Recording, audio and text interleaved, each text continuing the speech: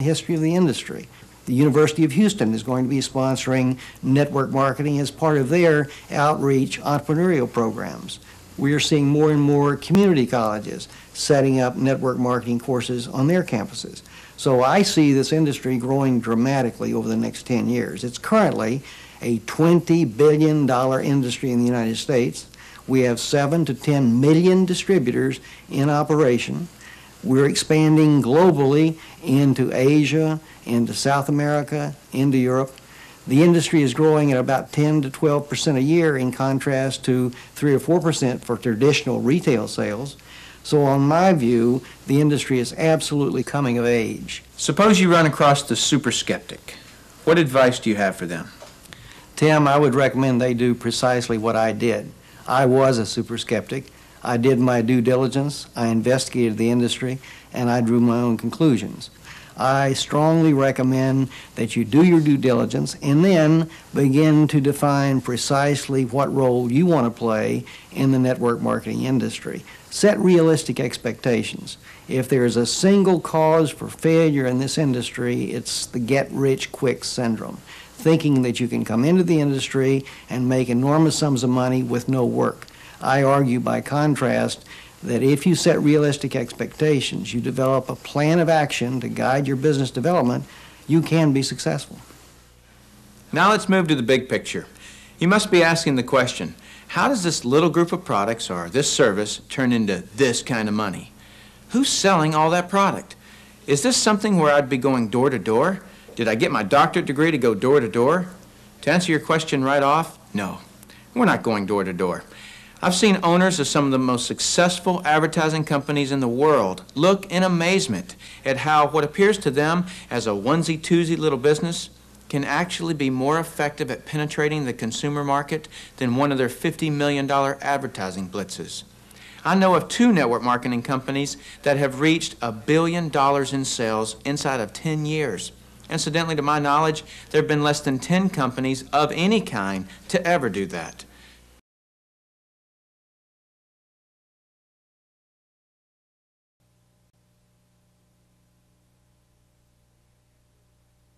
We have every right to dream heroic dreams. Those who say that we're in a time when there are no heroes, they just don't know where to look. My father left before I was born. I was basically brought up by my grandparents. Mark's family had always had a weight problem, particularly his mom. In her effort to control her weight, she had become addicted to prescription diet pills. I can remember seeing her in the hospital and having a lot of things happen to her from drugs and what drugs can do to you. When I was 18 years old, she finally died from a drug overdose.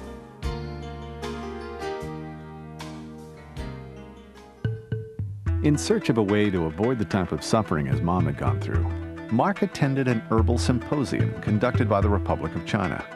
What he learned there convinced him that herbal nutrition could be the key to safe and effective weight loss. He then sought out the best manufacturer for his products. And from a small office in prestigious Beverly Hills that also served as the company's warehouse and distribution center, Mark made over $23,000 in his first month of business. Spreading the word about Herbalife through ads, flyers, and his business opportunity meetings on Tuesday, Thursday, and Saturday, one of the first people to respond was Jerry Satanovich. This ad just popped out at me. It said, "Prisoner, are you tied to a desk? Do you hate punching a clock?" And I looked at that ad. It was I tore it out. It was the only ad I tore out. It was the only ad I responded to. And that ad, Mark Hughes answered. Always looking for a way to increase sales, Mark's first promotion was a weekend getaway vacation to Palm Springs. 9 people qualified, and it pushed Mark's royalty check to over $2,000.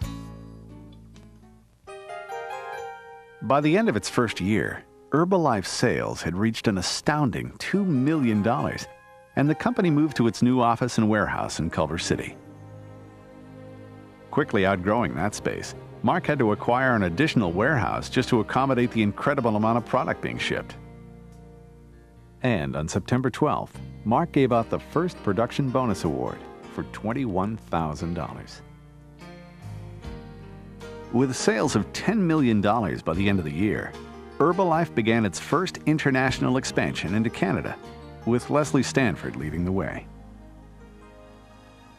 I remember one day we were just flying. We couldn't believe it. Our royalty checks, my check had gone from $2,000 to $8,400 to $19,500 in 3 consecutive months. There was nothing Mark wouldn't do, even going door to door to explain his concept of use the product, wear the button, and talk to people. He worked tirelessly, spreading word of the Herbalife dream around the country. Over a 4-week period, he spoke to over 4,500 people at 6 standing-room-only corporate rallies across the United States and Canada. Now it was time to take the company around the world. Herbalife's next step was to go down under, opening Australia in April of 1983. While at home, the excitement was growing. It's taken us almost 3 years to get ourselves into this kind of position, but now hundreds of thousands of people know about our products, know about our company, and know what's going on. Well, Lori was the one that got me involved. You can tell she's pretty strong about this thing. I used to be a rock and roll star, so I'll say I've got a tremendous, advantage on you. I have extensive marketing and business background. I've got a degree in ceramics.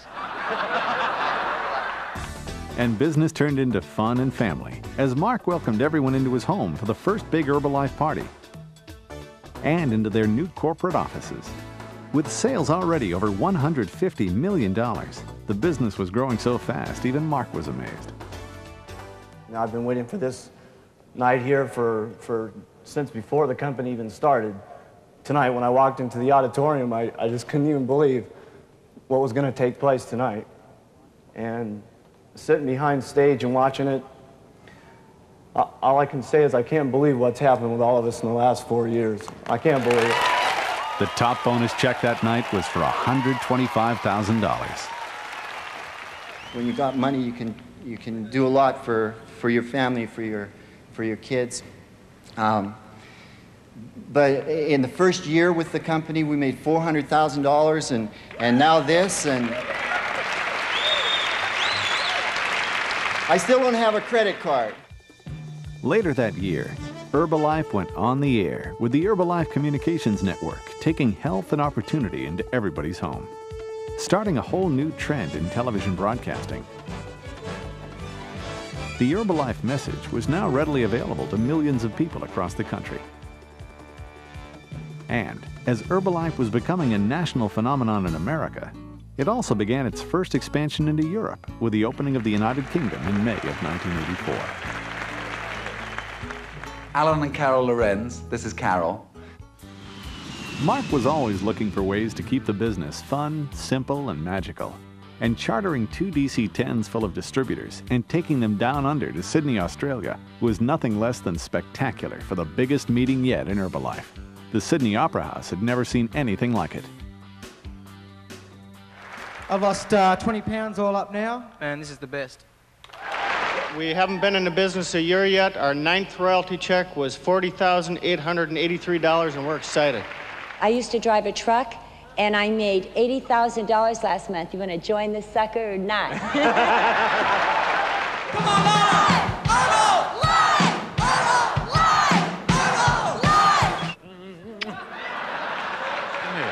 Look at us, huh? Now tell the truth. Who's better looking and why am I?